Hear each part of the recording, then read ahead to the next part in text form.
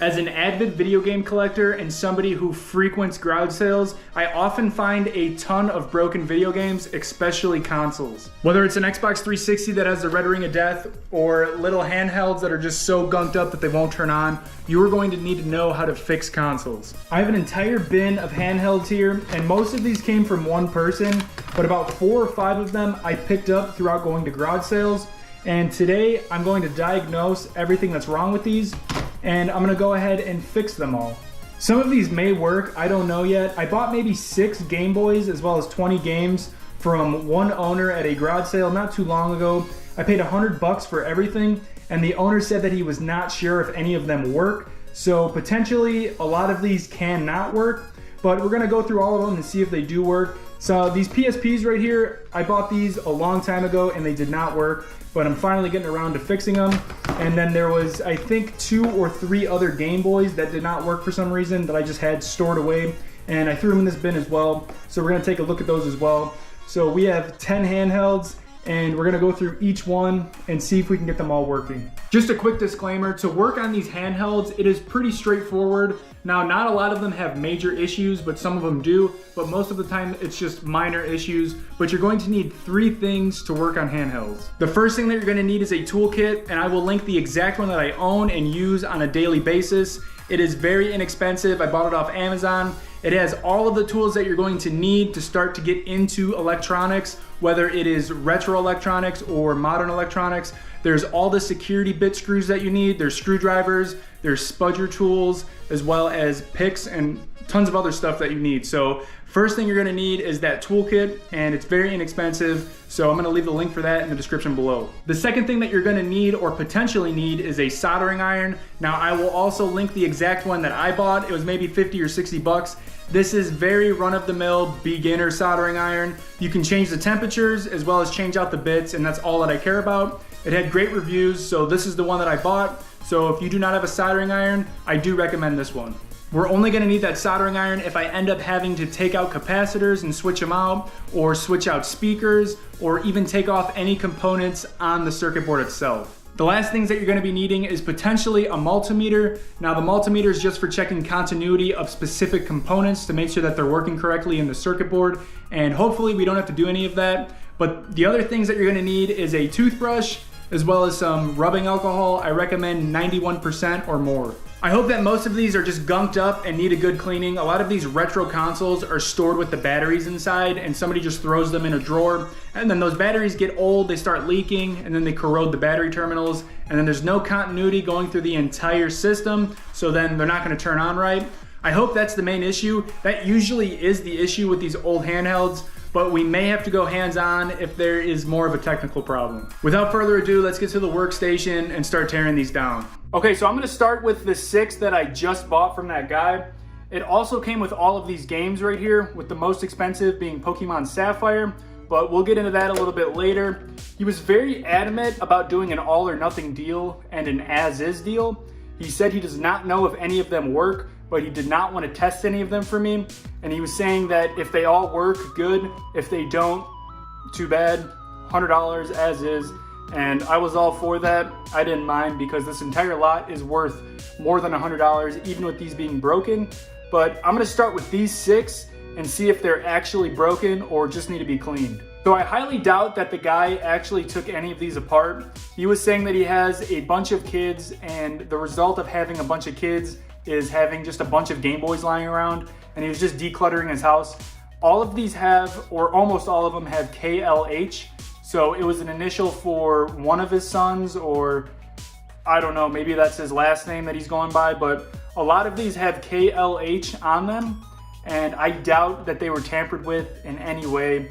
He just was probably too lazy to test them out because he just didn't care. The first thing we're gonna need to do is just throw in batteries. And a lot of these I think are missing the back plate, but let's go ahead and throw in batteries. And this one looks like it actually works. Oh.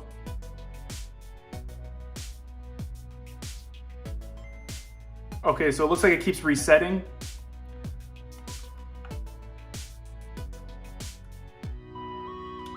Let's go ahead and try to throw a game inside. So here I have a Game Boy Color game that I know that works, that came from my collection, The Simpsons Treehouse of Horror. Let's just go ahead and throw it inside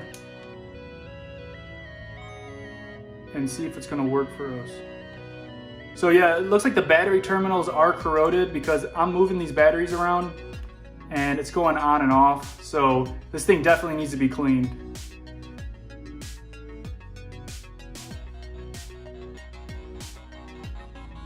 So yeah, it looks like the game works, the sound works, the start button works. I think it just needs to be cleaned, and it also needs a back too because I have to hold these batteries in place and they're gonna fall out if I don't. The volume knob works. Yeah, this one actually looks like it works. This is a super cool color, the atomic purple. Let's go ahead and take it apart and let's get it cleaned. So you're gonna need your toolkit, like I was saying. Specifically, this is a tri-wing tip, and that's the security system that Game Boy used, was these tri-wing screws, and they're all on the back, except for the board. The board has Phillips screws, but to get into the Game Boy, we're gonna have to take off all of the tri-wing screws that you see on the back. Once all the screws are off, just go ahead and pry the back off a little bit. Should come right off, as you see. Now we're gonna take off these 3 screws right here so we can get to the back of the board. Remember, these are Phillips screws that you have to take off. Okay, so now you just lift this and it should come off like this. Be very, very careful of this ribbon cable right here. Now you can disconnect it. There's just 2 little clips that hold it on, but I'm not gonna mess with it because I'm gonna be taking apart so many of them. So we just wanna take a look and see if there's any corrosion on the contacts, and the front looks good. The speaker looks kind of dirty, but the speaker does work, so we're not gonna tamper with that. Pretty much, we're just gonna go ahead and give this a quick once over with some alcohol, especially the power button and the volume knob, and we're just gonna get this back together.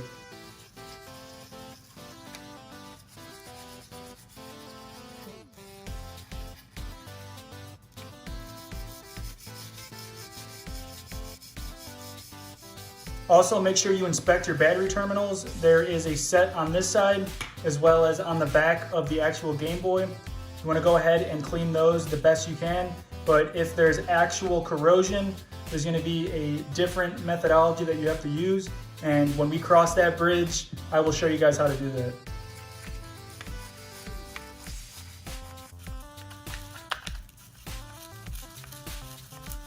I'm also gonna get this back cleaned up. As you can see, there's a lot of tape residue because they don't have a back, so they're just using a piece of tape. But I'm gonna go ahead and use some Goo Gone to get all that off, and I'm gonna try to get these initials off as well. This is what I'm using. It's Goo Gone. It's adhesive remover, but if you don't have this, Zippo lighter fluid works really well as well.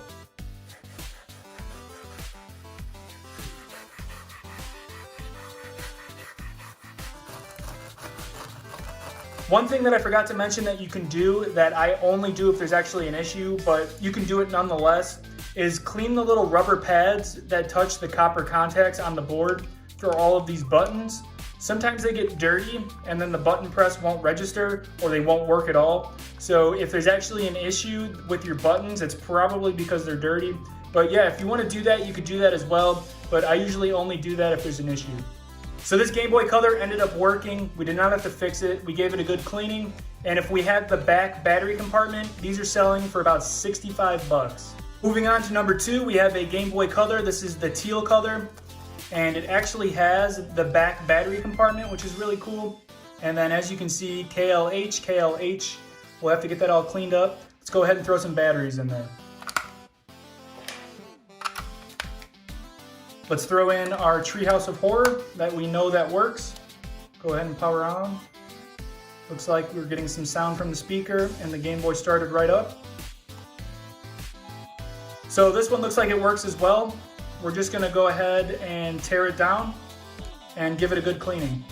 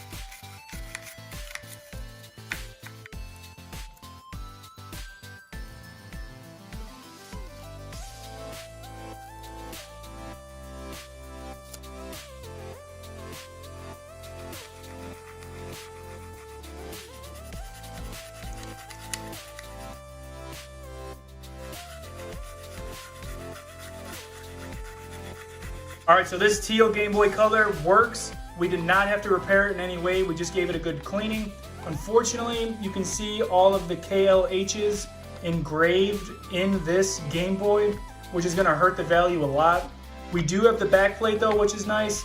If this was in good condition, they're selling for about 68 bucks loose. But with all of these engravings, I'll probably only ask 45 or 50 bucks for it. All right, so we have this Glacier Game Boy Advance. As you can see, there was some batteries left inside, so they may be corroded. There's also a game in here, SpongeBob SquarePants Battle for Bikini Bottom. That's a cool added bonus. But yeah, let's go ahead and get these old batteries out and put in some fresh ones. The good news is the battery terminals do not look corroded at all. So we may have another working Game Boy. Let's go ahead and power this guy on. Yep, this one started right up as well. We're getting sound from the speaker. And let's go ahead and test it with the game.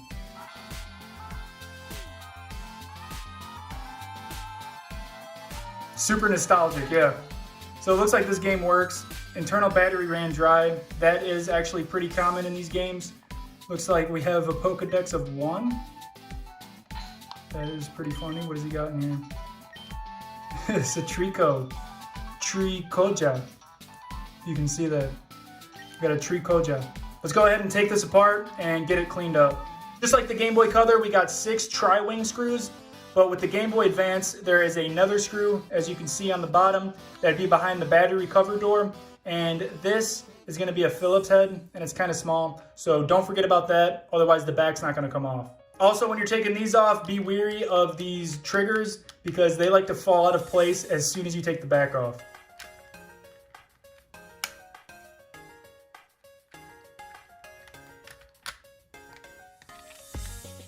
So as you can see, this is a lot more dirty. There's a lot more grime, as you can see on these side stoppers right here, as well as the triggers. And a lot of grime gets in between the case on the handheld, and that's how it all gets grimed up. And usually you'll find the power buttons not working on any Game Boy just because grime got in and it corroded it. So the back of this board looks pretty good, but let's go ahead and take it out. It's just some Phillip heads again. And let's take a look at the front of the board and then get it all cleaned up with alcohol. The front looks good. That speaker looks kind of dirty, but everything looks good. Let's go ahead and give it a quick once over with some alcohol and then get it back together.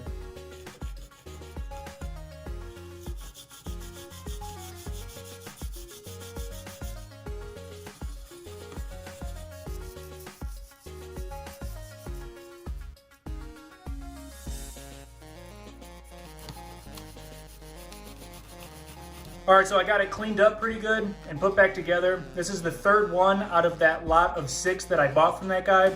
And this is the third one that works. So I'm starting to think that they may all work. I don't know yet. But this specific Game Boy Advance, this Glacier Color, it is selling for about $55 loose if I were to have the battery cover as well. For your viewing pleasure, I'm gonna go ahead and go through this entire lot of handhelds, and I'm gonna take out all the ones that are fully functional, like the first 3 that we just pulled. I have a feeling that those 6 that I bought from that guy actually all work, and he just thought they were broken, or he was just too lazy to test them.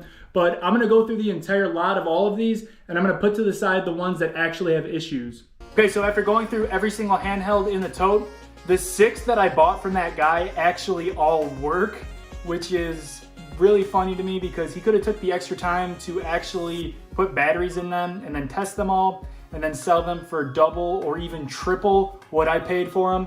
But I got all of these games, with Pokemon Sapphire being the most expensive, about $60 for this guy, and 6 handhelds.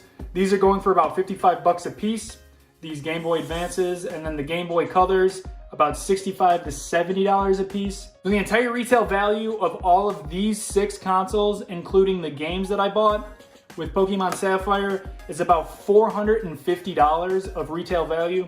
Now, I just find that crazy because that guy could have just priced these out individually, but he just wanted a quick sale and he said as is, and they all work. So let me show you the ones that actually don't work.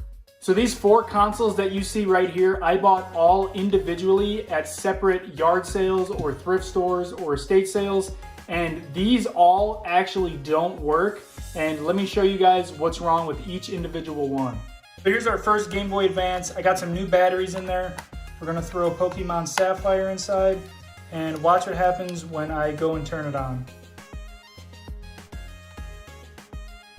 The game works, but there is no sound at all. So we're gonna have to diagnose what's wrong with this and why it's not giving us sound. Here's our second Game Boy, also has the battery cover. Go ahead and turn it on. We got no sound. So I'm leaning on the speakers for both of these. They just need to be replaced. So we're gonna see once I take it apart, but let me show you the PSPs. Here is a PSP 1001. Now it is not the most desirable PSP out there, but I think I paid a couple dollars for this at an estate sale, and it does have the battery, but unfortunately the battery is pretty swelled up, and when I charge it up or even put a power cable in it, it does not turn on at all. So as you see, I have it plugged in and I'm hitting the power button and nothing is going on. Here's the other PSP. It is a 3001 model, so it is a little bit more sought after. There is no back cover or battery, and this one doesn't turn on either. So let me show you. I got it all plugged up, but when I hit the power button, we got no power. On the bright side, we still have the warranty sticker on this one. Nobody's messed with it, but I gotta go ahead and take this one apart, this one apart, and then we have our two Game Boy Advances that also have to get new speakers replaced. All right guys, so take a look at this. I got the screws off, but this is the most weird thing that I've ever encountered. I guess you never know what you're gonna find when you go to a garage sale, but there is a speaker, but it is soldered on backwards. I have no, it looks like an aftermarket speaker as well. This thing is literally soldered on backwards, and it doesn't even look like it's on the right connections. So I'm gonna go ahead and desolder this one out and put our brand new one in. So to me, what it looks like happened is somebody tried to repair their old Game Boy because the speaker broke, which is a common problem on these, and then they didn't wire it right, so they still weren't getting any sound, and this thing looks horrible. I don't even know if this speaker works or where they got it or what they did, but I'm not even gonna use this. I'm gonna take it out. I'm gonna fire up the old soldering iron, and we're gonna desolder this old hunk of junk, and we're gonna put a speaker in that I know works. All right, so my soldering iron's ready to go, so I'm just gonna go ahead and put it right on this contact where our solder is, and it should come right off. Do the same thing to the second one, heat it up a bit, and there you go. So here's the new speaker, or the donor speaker rather. I put some more solder on the contacts just so it'll get a better connection, but we're not gonna solder it like this because it's gonna go backwards just like the one guy did. We're gonna solder it like this because this wraps around the board and then it aims towards the person using the Game Boy. I don't know why the guy soldered it like this, but we're gonna solder it the right way.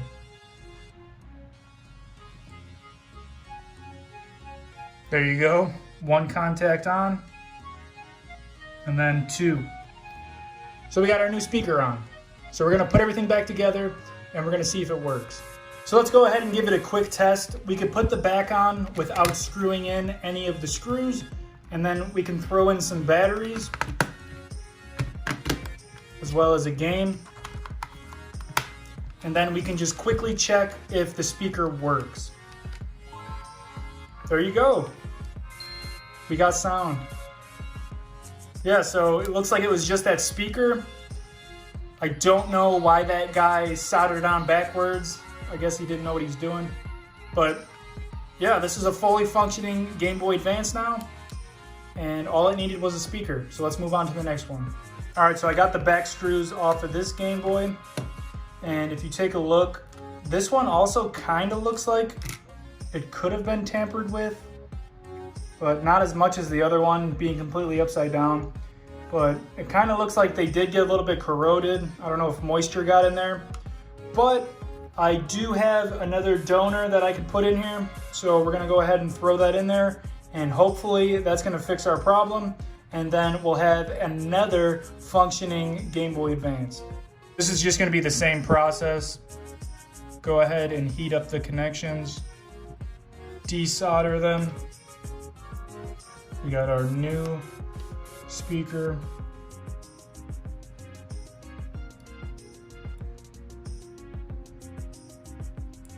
Again, make sure you add fresh solder to any donor speakers that you have, just so you can make a good connection and it's just easier to get on. But there you go, about 30 seconds. We have a brand new speaker in there, and let's go ahead and test it out. All right, so we got some new batteries as well as our Pokemon Sapphire that we know works. Let's go ahead and give it a shot. And as you can see or hear, it is working. So yeah, we got our new speaker in there and it's working just fine. The older speakers, there's moisture that gets in here and it will corrode the connections or it will break the speaker itself. You gotta remember, these things are 20 years old, so sometimes the speakers are bad on these. But now we have another functioning Game Boy Advance. So we're 8 out of 10 with our consoles that work. So let's go ahead and take a look at the 2 PSPs that I have. Here is the first PSP. This is the 1001. And as you can see, I got all of the screws off the back, and then this plate comes off right here. And then you can divulge even deeper. You take off this ribbon cable, and then you lightly pry the screen off, and then you can take this board off. You get access to everything. But I wanted to show you guys something really quick that I never noticed, and there is this small square down here. It's supposed to be red and white checker pattern all the way through. This is your water marker. And this thing actually has water damage because that water marker is white. As you can see, it's like a milky red white, and that is indicating that this thing has water damage. And I am actually not going to divulge any further than this. I didn't even notice that, but I'm not going to divulge any further because this is a PSP 1001. And there is really no point in fixing this because it does not sell for any money at all, maybe $25. So I'm gonna go ahead and say that this is broken and we're not gonna be able to repair it. Here is the PSP 3001 all disassembled. Now, unfortunately, I could not exactly figure out what was wrong with this. I was testing the charging port and I was using my multimeter and it gave me the right reading, so the charging port's good. Then I thought it was this power switch board because these are known to go bad. This little board right here and this connection, and that all checked out as well. The only other explanation that I can think of is when I looked behind the screen, I could see actual corrosion on the board, and I'm just assuming that this one also got wet maybe at some point. This one does not have that same test strip like the PSP 1001 has, so you can't know for sure, but I can see the corrosion on the board and it's hard to see. I don't want to take this screen off either, but it's hard to see down there. But if you look very closely, you can see some corrosion on some of the connections down there. So I'm going to say that this one also got water damage, and unfortunately it's going to be beyond our level of repair, and I really just don't want to tinker with it anymore. So unfortunately I'm going to say that our 2 PSPs are actually broken. So unfortunately, we only were able to fix 8 out of the 10 handhelds that we had. Now those PSPs, in the condition that they are, still sell for a little bit of money, maybe about $10 to $15 just for parts. And those 2 other Game Boys that we managed to fix are also gonna go into our total. So we have about $580 worth of retail value. And at the end of the day, I only ended up paying about $115 for all of this stuff. I don't think that's bad at all. Anyway, I hope you guys enjoyed this video today. It was a little bit different than ones that I usually post, and I hope it was entertaining in the least, and I hope you learned something. But I really appreciate you watching today's video, and I will see you in the next one.